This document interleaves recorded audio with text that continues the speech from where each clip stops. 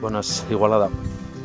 S'apropa el primer aniversari del primer dia d'octubre, d'aquell primer dia d'octubre que ens va canviar a totes i a tots. Des d'aleshores res és igual, ni nosaltres som ja els mateixos.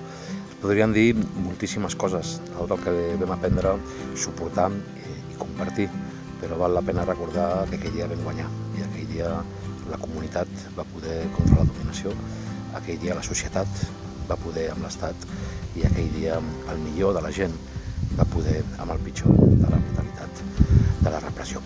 Es podrien dir moltíssimes coses, que un any després estem empresos, amb exiliats, amb judicis que demanen 30 anys de presó per posar urnes, però anem a dir el que saben ells i el que sabem nosaltres, que aquí estem i aquí seguim, que ells tenen presons, jutges i inquisicions, però nosaltres encara tenim les nostres urnes, les urnes que van arribar per quedar-s'hi. I aquí estem, obrint des de baix, entre totes i tots, el que pretenen tancar des de dalt. Llibertat, presos polítics i visca vosaltres, que sou els que vau fer possible aquell 1 d'octubre que durarà anys. Hola, gent d'Igualada, què tal? Moltes gràcies per muntar aquest acte, gràcies per incluir-nos. Avui m'encantaria ser amb vosaltres, però m'és impossible. Jo sóc l'Adri, tinc 26 anys i he sigut escollit per la repressió de l'Estat per injectar la por a la gent. Juntament amb la Tamara Carrasco em van venir a buscar el dia 10 d'abril, el passat 10 d'abril. Jo vaig poder escapar, ella encara està presa al seu poble, a Viladecans, amb unes mesures cautelars totalment feudals.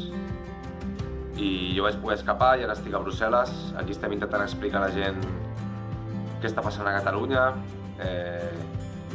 Estem intentant explicar lo podrida que està la justícia a Espanya, la repressió que estem patint a tots els nivells, a nivells polítics i a nivell de carrer, com en som un clar exemple la Tamara i jo, i els 14 imputats pel TSJ.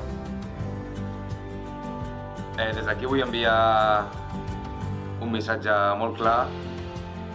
Us vull dir, la repressió existeix, si et toca és una putada, no ho negaré, és una putada realment, però hi ha formes d'esquivar-la, de superar-la, de deixar-la de banda.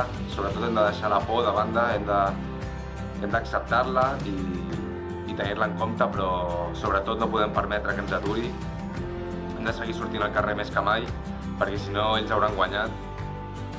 Hem de seguir sortint a les places, fent assemblees, fent accions. Qualsevol acció que cregueu legítima serà bona, evidentment. I sobretot això, oblidar la por, deixar-la de banda i cridar-los a la cara que no tenim por i que anem fins al final, que això ja no atura a ningú. Vale, gent, una abraçada molt gran a tothom i força!